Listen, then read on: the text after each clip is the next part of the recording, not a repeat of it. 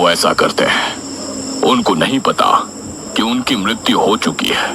वो तो अभी भी अपने काम को अंजाम देने की कोशिश कर रहे हैं। बाबा, आगे की कथा में क्या हुआ? वो राजकुमारी महाराज और दमयंती?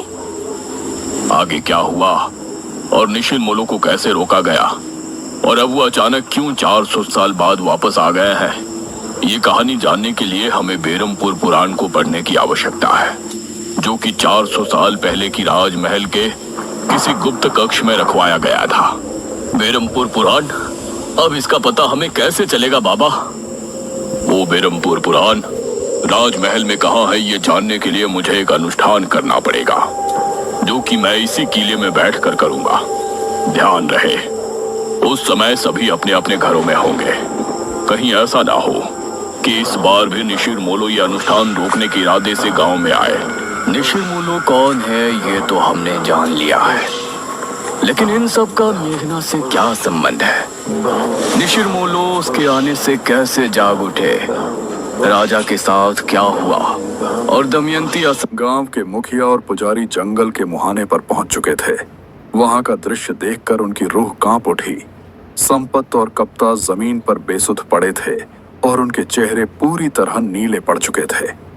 तभी पुजारी गंभीर आवाज में बताते, भी जिंदा हैं, लेकिन इनकी आत्माएं शरीर छोड़ चुकी हैं। इन्हें निशिर मोलो ने अपने साथ ले जाने के लिए चिन्हित कर लिया है। पुजारी जी देखिए। एक गांव वाला घबरा कर कहता है कि जंगल से 4 साए निकल रहे हैं और वे सीधे गांव की तरफ बढ़ रहे हैं। इधर महल के अंदर मेघना तेजी से किताब के पन्ने पलट रही थी। तभी उसे एक रहस्यमयी मंत्र मिलता है, लेकिन उस मंत्र को जागृत करने के लिए उसे अपने खून की एक बूंद किताब के पन्ने पर गिरानी थी। यह देखकर मेघना डरते हुए कहती, मैं वापस न बचूं। नहीं मेघना, हम कोई और रास्ता ढूंढ लेंगे, हमें मरना नहीं है। इशिता, अगर हम नहीं रुके तो ये चारों शैतान पूरे बेरमपुर को खत्म कर देंगे। मेघना, जो करना है करो। वो एक नुकीली धातु से चीरती है और किताब पर रक्त की बूंद टपका देती है। अचानक पूरे महल में तेज रोशनी फैल जाती है। इसके बाद वह ओम नमः शिवाय मंत्र का उच्चारण करते हुए इस मिट्टी के रक्षकों से अभिषेक को वापस ले जाने की प्रार्थना करती है। उसी क्षण महल के अंदर एक तेज धमाका होता है। निशिमोलो अचानक रुक जाते हैं और पहली बार अपना सिर ऊपर उठाते हैं। उनकी आंखों में आग जैसी चमक दिखाई देती है। फिर वे भारी आवाज में कहते हैं, 400 साल का इंतजार, अंत में तू मिल ही गई राजकुमारी। राजकुमारी राजकुमारी? मेघना, ये क्या कह रहे हैं? मुझे नहीं पता, लेकिन मुझे लगता है कि मैं कोई साधारण लड़की नहीं हूँ। उसी समय महल की छत ढहने लगती है और पत्थरों के गिरने की आवाज से पूरा गांव कांप उठता है। बाहर मुखिया और पुजारी देखते हैं कि जंगल से उठ रही काली धुंध अब महल की ओर बढ़ रही है।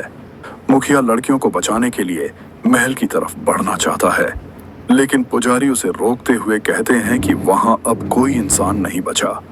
वहां अब सिर्फ अतीत की परछाइयां मौजूद हैं। महल के अंदर निशिल मोलू धीरे धीरे ताबूत का ढक्कन खोलने लगते हैं। जैसे ही ताबूत खुलता है, उसके अंदर से एक रहस्यमयी रोशनी निकलती है जो पूरे महल को अपनी चपेट में ले लेती है। यह देखकर मेघना घबरा जाती है और पूछती है कि इस ताबूत के अंदर आखिर क्या है। तभी वह खुद समझ जाती है कि यह उसकी आखिरी सांसों का रहस्य है और अगर वह इस ताबूत को बंद नहीं कर पाई तो निशिर मोलो हमेशा के लिए आजाद हो जाएंगे। इसके बाद मेघना पूरी ताकत से ताबूत की ओर छलांग लगाती है और उसका ढक्कन बंद करने की कोशिश करती है, लेकिन निशिरमोलो की शक्तियां उसे रोक लेती हैं। तभी इशिता मेघना की तरफ हाथ बढ़ाकर उसे पकड़ने की कोशिश करती है और जल्दी करने के लिए चिल्लाती है। इशिता मेघना का हाथ खींचती है, लेकिन कोई अदृश्य शक्ति मेघना को वापस ताबूत की ओर खींच रही होती है। यह देखकर अनुज हिम्मत जुटाता है और एक जलती हुई मशाल निशिर मोलों की तरफ फेंक देता है। वह गुस्से में चिल्लाते हुए कहता है कि यह गांव उनका है और वे शैतानों को यहाँ कब्जा नहीं करने देंगे। मशाल के लगते ही निशिर मोलों के साए बिखरने लगते हैं, लेकिन वे पूरी तरह गायब नहीं होते। वे हवा में ही स्थिर हो जाते हैं। तभी मेघना इशिता से कहती है कि वह इस किताब को लेकर बाहर भाग जाए और उसे जला दे, क्योंकि अगर किताब जल गई तो अमृत का श्राप भी खत्म हो जाएगा। लेकिन इशिता रोते हुए कहती है कि वह मेघना को छोड़कर कहीं नहीं जाएगी। तभी मेघना खुद को मजबूत करते हुए इशिता और अनुज को धक्का देती है और उन्हें गुप्त द्वार की ओर बाहर निकाल देती है। जैसे ही दोनों बाहर निकलते हैं, महल का विशाल दरवाजा अपने आप बंद हो जाता है। बाहर खड़ी इशिता दर्द भरी चीख के साथ मेघना का नाम पुकारती रह जाती है। महल के बाहर मुखिया और गांव वाले उस जलते हुए महल को डर से देखते रहते हैं। अचानक तेज आंधी थम जाती है और चारों तरफ ऐसा सन्नाटा छा जाता है कि सांसों की आवाज भी सुनाई देने लगती है। तभी गांव वाले समझ जाते हैं कि मेघना ने सबको बचाने के लिए खुद को कुर्बान कर दिया है। पुजारी गहरी सांस लेते हुए कहते हैं कि निशिर्लो अब फिर से सो चुके हैं और बीरमपुर अब सुरक्षित है। लेकिन उस रात के बाद किसी को भी उन लड़कियों के बारे में कुछ पता नहीं चल पाया। इशिता और अनुज गांव से गायब हो चुके थे और जहां कभी वह विशाल राजमहल था, वहां अब सिर्फ राख का एक ढेर बचा था। तभी पुजारी धीमी आवाज में कहते हैं कि मेघना मर नहीं सकती, वह सिर्फ उसी समय में वापस चली गई जहां से वह आई थी। बीरमपुर को उसका रहस्य तो मिल गया, लेकिन उसकी कीमत बहुत बड़ी थी। सालों बाद भी बीरमपुर की गलियों में लोग उन 4 आदमियों की आहट महसूस करते हैं। हालांकि अब वे किसी को नुकसान नहीं पहुंचाते।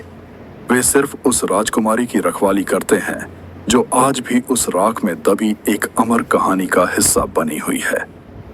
कहानी के अंत में इशिता एक पुरानी डायरी पढ़ते हुए कहती है कि उसे आज भी वह चेहरा याद है जब मेघना ने आखिरी बार मुस्कुराकर उनकी तरफ देखा था।